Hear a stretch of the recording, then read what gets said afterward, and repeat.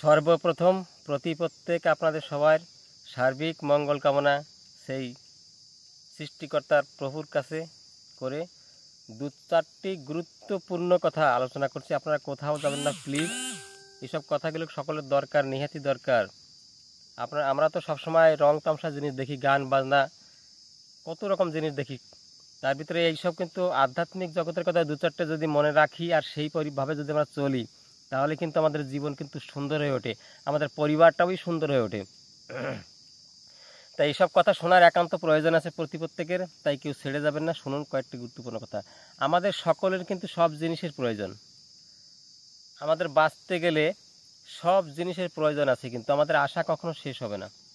আশা সব সময় জন্য দরকার। আমার গাড়ি দরকার, আমার বাড়ি দরকার, আমার জমি দরকার, আমার ছেলের চাকরি দরকার, আমার মেয়ের বিবাহ দরকার। এমন করে প্রত্যেকটা জিনিস কিন্তু আমার সবসময় দরকার। আমার যদি 1 কোটি টাকা থাকে, আমার চিন্তা হবে যে আরও 10 কোটি টাকা কী করে হয়। এটাই কিন্তু আমাদের সবসময়ের জন্য মনের ইচ্ছা থাকে। মানে আশার শেষ নেই, যত সময় শ্বাস তত সময় আস। এবার একটা কথা, এই বিশ্ব ব্রহ্মাণ্ড, পৃথিবী তো একটা গ্রহ, এমন অনেক গ্রহ আছে।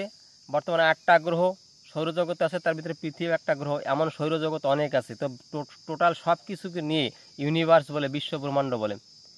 এই বিশ্ব ব্রহ্মাণ্ডকে যে নিয়ন্ত্রণ করেন প্রতিটা মুহূর্ত, এবং আমাকে নিয়ন্ত্রণ করেন, আমার পৃথিবীকে নিয়ন্ত্রণ করেন, প্রত্যেকের জীবজগতের প্রত্যেককে নিয়ন্ত্রণ করেন, কন্ট্রোল করেন, যে সব সময়ের জন্য আমাকে গাইড করেন।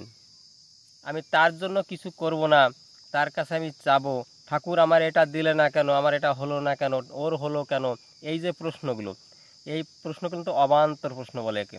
কারণ কি, আমরা প্রত্যেকে কি করে জানেন, আমরা নেওয়ার জন্য সব রাজি, কিন্তু কিছু দেওয়ার জন্য কেউ রাজি নেই। তাই বলছে যে দিতে যে পায় না, পাওয়া তার ঘটে না, প্রথমে দিতে হবে। একটা উদাহরণ আপনাদের বলছি। দ্রৌপদীর কথা আপনারা শুনে থাকবেন সবাই। দ্রৌপদীকে অপমান করার জন্য খাণ্ডব বনে যখন ছিলেন পঞ্চপাণ্ডব দ্রৌপদী নিয়ে, তখন দুর্যোধন যে কুরুবংশ যে 100 ভাই ছিলেন, অপমান করার জন্য, তাকে ভস্মীভূত করার জন্য দুর্বাসা মুনিকে পাঠিয়ে দেয় 60,000 শিষ্য নিয়ে। মানে দ্রৌপদীর ওখানে আতিথ্য গ্রহণের জন্য পাঠিয়ে দেয় যে 60,000 এই শিষ্য সমত এই দুর্বাসা মুনির খাবার দিতে পারবে না। যখন খাবার দিতে পারবে না, তখন অভিশাপ দেবে, সব ভস্মই ছাই হয়ে যাবে। এমন ধরনের অভিশাপ দিলেন। কিন্তু যার গোবিন্দ সহায়, যার প্রভু সহায়, তার কিছু হতে পারে না। দুর্বাসা মুনি গেলেন 60,000 শিষ্য সহিত সেই খাণ্ডব বনের দ্রৌপদীর কাছে, পঞ্চপাণ্ডবের কাছে গেলেন। গিয়ে বললেন, দুপুর সময় আমরা বড়ই ক্ষুধার্ত, আমাদের খেতে দাও। আমরা স্নান আহ্নিক সেরে আসছি, আমরা ক্ষুধার্ত, আমাদের খেতে দাও। এই কথা বলে যখন নদীতে স্নান করতে চলে গেলেন 60,000 শিষ্য নিয়ে, দ্রৌপদী তখন হাই হাই করতে লাগলেন যে আমরা এখন কি করব, এত লোকের খাবার কি করে দেবো বনের ভিতরে, আর আমরা যা রেঁধেছিলাম আমাদের খাওয়া হয়ে গেছে। তখন শ্রীকৃষ্ণ শরণাপন্ন হলেন, হে গোবিন্দ, কোথায় আছো তুমি, রক্ষা করো। বারংবার গোবিন্দকে ডাকার পর গোবিন্দ আসলেন, শ্রীকৃষ্ণ আসলেন। শ্রীকৃষ্ণ এসে বললেন কি, আমাকে কিছু খেতে দাও আগে, আমার ক্ষুধা লেগেছে। বলুন কেমন কথা।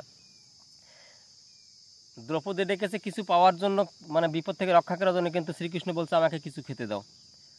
বলছে যে প্রভু, আমাদের তো খাওয়া হয়ে গেছে, আমাদের বর্তমানে তো কিছু আর অবশিষ্ট নেই, আমি কোত্থেকে দেবো। তখন ভগবান শ্রীকৃষ্ণ বললেন, তোমার যে হাঁড়িতে রান্না করো সেই হাঁড়িটা নিয়ে এসো। সেই হাঁড়িটা নিয়ে আসলো। একটা তন্ডুল কণা, একটা চালের কণা ছোট ছিল ভিতরে, ছোট একটা ভাতের অংশ।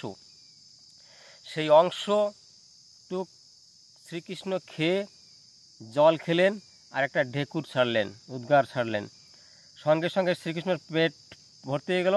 সেই সাথে সাথে 60,000 শিষ্য সহিত দুর্বাসা মুনির পেট পুরা সঙ্গে সঙ্গে উদর পরিপূর্ণ হয়ে গেল।